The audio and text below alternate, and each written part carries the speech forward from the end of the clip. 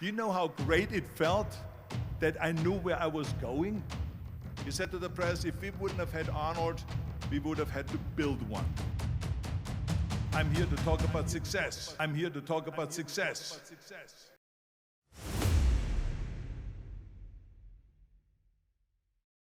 The first rule of success is to have a vision. You see, if you don't have a vision of where you go, and if you don't have a goal where you go, you drift around and you never end up anywhere. It's like you can have the best ship in the world, you can have the best airplane in the world. If the pilot or the captain doesn't know where to go, it would just drift around. It would not end up anywhere, or most likely in the wrong place. So I was very fortunate that I stumbled onto my vision. I mean, as you know, I was born in 1947 in Austria after the Second World War. And I didn't really like Austria when I grew up. I couldn't wait to get out of there. I couldn't see myself becoming a farmer or a worker in a factory or anything like that, even though my parents wanted me to stay there and have a normal life. My father wanted me to become a police officer like he was. My mother wanted me just to stay there and marry a girl with the name of Heidi, hopefully, and have a bunch of kids and run around like the Van Trapp family in The Sound of Music.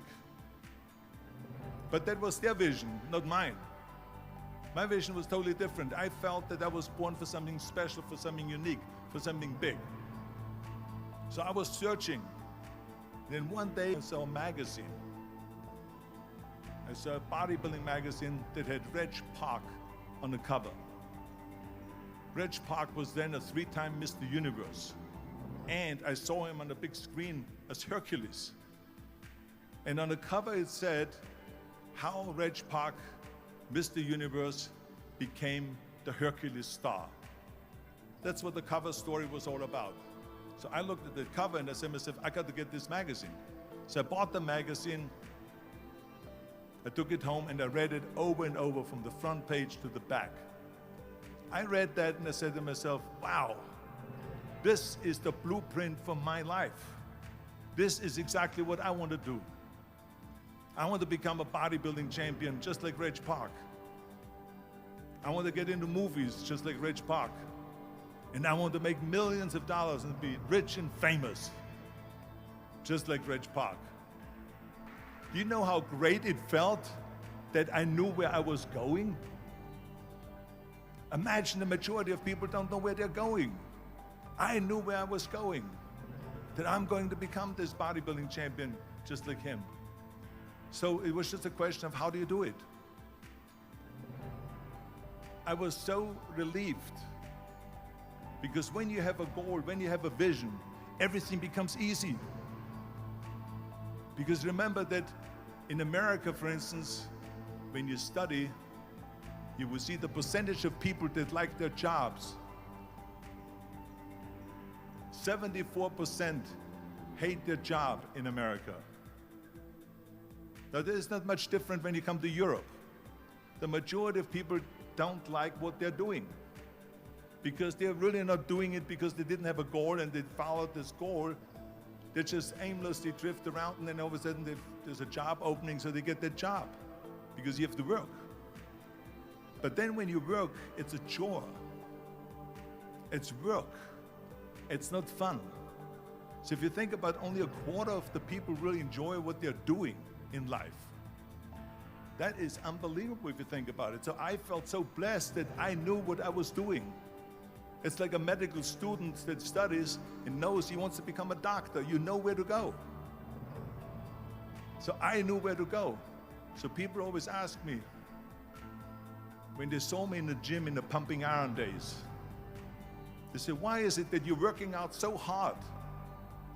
5 hours a day, 6 hours a day, and you have always a smile on your face. The others are working out just as hard as you do, and they look sour in the face. Why is that? And I told people all the time, I said, because to me, I'm shooting for a goal. In front of me is the Mr. Universe title. So every rep that I do gets me closer to accomplishing that goal, to make this goal this vision turned into reality. Every single set that I do, every repetition, every weight that I lift will get me a step closer to turn this goal into reality. So I couldn't wait to do another 500-pound squat. I couldn't wait to do another 500-pound bench press. I couldn't wait to do another 2,000 reps of sit-ups. I couldn't wait for the next exercise, for the next half hour of posing and all the kind of things that you have to do to be a champion. And with the age of 20, I went to London and I won the Mr. Universe contest as the youngest Mr. Universe ever. And it was because I had a goal. And this is no different than anything else, what I'm talking about. This is not just about bodybuilding. It was the same in acting. So let me tell you something, visualizing your goal and going after it makes it fun. You got to have a purpose no matter what you do in life. You got to have a purpose. So that's rule number one, have a vision. Rule number two is, don't listen to the naysayers. Don't listen to the naysayers.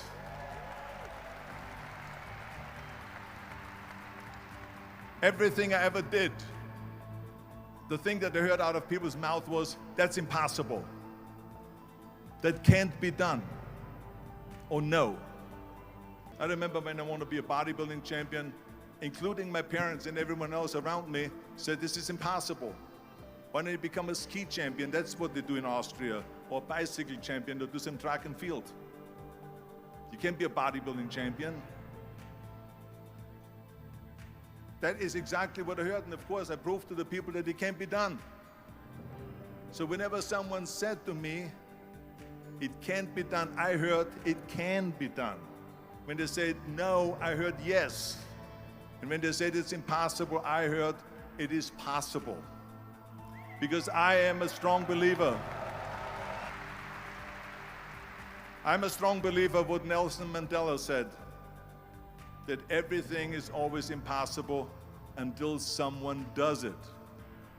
Well, I'm going to be the one, I said to myself, I'm going to do it and I'm going to show it to them. Maybe it has never been done before. That's perfectly fine with me. But I'm going to do it. And I did not listen to the naysayers. The same was also when I went into, not just in bodybuilding, they said no. When I wanted to come to America, when I wanted to go to America, they said it's impossible. There's no money that you have to fly even over there. You have no money when you go over there to live with. And what do you think, they're gonna wait for you? There are plenty of big bodybuilders over there. It was all no, and it can't be done, it's impossible. And I remember then the same thing happened also when I went into show business. Can you imagine, I was now a bodybuilder, I weighed 250 pounds, I was Mr. Olympia 6 times, I was Mr. Universe 5 times, and Mr. World and Mr. International. I won 13 World Bodybuilding Championships altogether, and now I said to the agent, the Hollywood agent, I want to get into movies. He said, that's funny, Arnold. I asked a studio executive, I say, I want to get into movies. I want to be a leading man. He started laughing. So they all say it's impossible. I said, why is it impossible? He says, because look at how big you are. You weigh 250 pounds. Hercules bodies and muscular bodies weighing 20 years ago.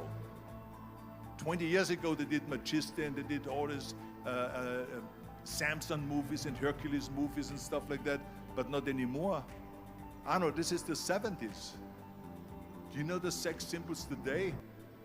It's Al Pacino. He weighs 150 pounds. It's Dustin Hoffman. He weighs 146 pounds. And guess who else is a sex symbol? Woody Allen. So imagine they're telling me now that those are the new sex symbols. So do you ever forget about it? And then they told me, this, and your accent, even if you reduce all your body weight and everything, and have a normal body, your accent. I said, your accent, I mean, it will go give people goosebumps. With the German accent, it will get people the creeps. They will get scared.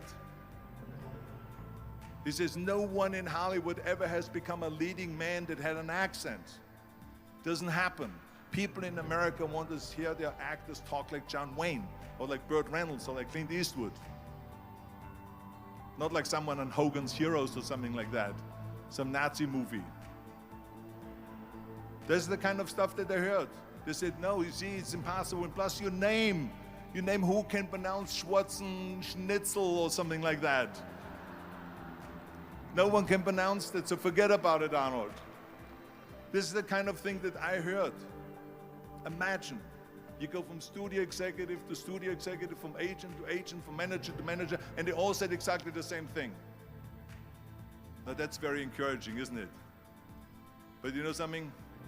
I didn't give a shit. I didn't. Because I believed that I can be a leading man. I believed that I could be another Clint Eastwood, or another Burt Reynolds, or another Warren Beatty, or whatever those characters were, Charles Bronson and so on. I believed that I could be those people. I said, there's enough room on that ladder that I can fit up there. And I looked back again and learned from what I learned in sports. In my case, in bodybuilding. It's all about the hard work that you put in. I said to myself, in bodybuilding, I worked out 5, 6 hours a day. I'm going to do the same thing now for acting. And of course, I went to college to study English. I studied voice, accent removal, acting classes, and all of this stuff, all day long. I worked and I worked and I worked. And within a short period of time, I made one movie called Hercules in New York, which of course went right into the toilet.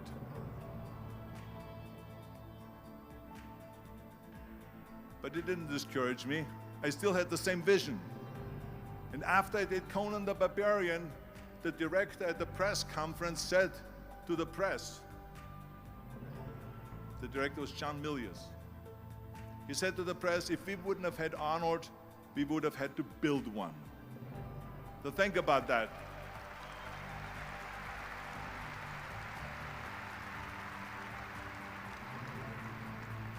The very body that they said can never be sold because the time is wrong. A few years later, I'm doing Conan the Barbarian, and it was the #1 hit at the box office when it came out in the summer of '82. Think about that. And the director says, if we wouldn't have had his body, we would have had to build one. So all of a sudden, my body became an asset, not a liability. And the same thing was with Terminator. After we were finished filming Terminator, Jim Cameron said to the press, if Arnold wouldn't have had that accent and talked like a machine, I think the movie wouldn't have worked. So think about that. The body and the accent that they attacked was an asset. If I would have listened to the naysayers, from bodybuilding to show business to politics, I would not be standing here today talking to you. I would be in Austria in the Alps yodeling. That's right. I would be in Austria still left yodeling. That's what I will be doing, exactly.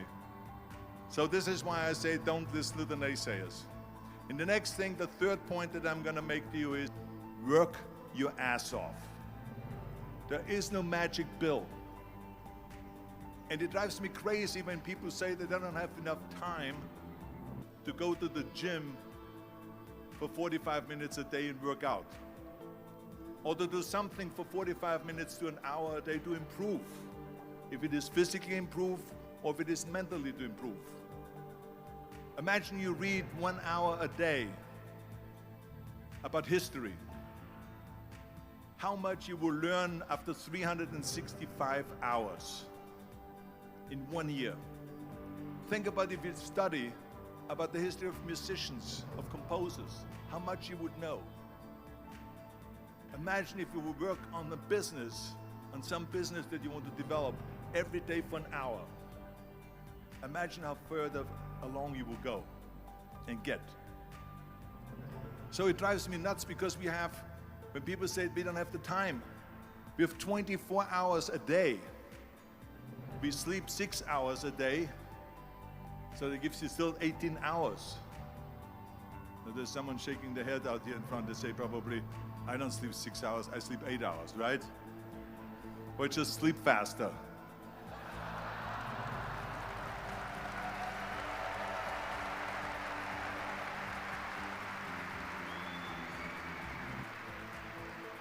So we have 18 hours a day. The average person works around 8 to 10 hours. So let's assume it's 10 hours, so we have 8 hours left. Then you travel around an hour a day, maybe 2 hours a day. So now you have still 6 hours left. So what do you do with these 6 hours? What do you do with these 6 hours? Then we eat a little bit, then we schmooze a little bit, talk a little bit to people and all that stuff. But you can see how much time there is available if you organize your day. So you got to work hard. I mean, let me tell you something. When I went to America, I went to college. I went and worked out 5 hours a day. And I was working on construction. Because in those days in bodybuilding, there was no money. I didn't have the money for food supplements or anything. So I had to go to work. So I worked in construction. I went to college. I worked out in the gym, and at night from 8 o'clock at night to 12 midnight, I went to acting class 4 times a week. So I did all of that. There was not one single minute that I wasted. And this is why I'm standing here today. I became very friendly with Muhammad Ali in the 70s. And Muhammad Ali worked his butt off. And I saw it firsthand. And I remember that there was a sports writer that was there in the gym when he was working out and he was doing sit-ups. And they asked him, how many sit-ups do you do? And he said, I don't start counting until it hurts. Now think about that. He doesn't start counting his sit-ups until he feels pain. That's when he starts counting. That is working hard. Bodybuilding has been a beautiful experience for me, and I will continue it for the rest of my life. I only stopped competing, but I'm not stopping bodybuilding. It's the greatest sport. Thank you.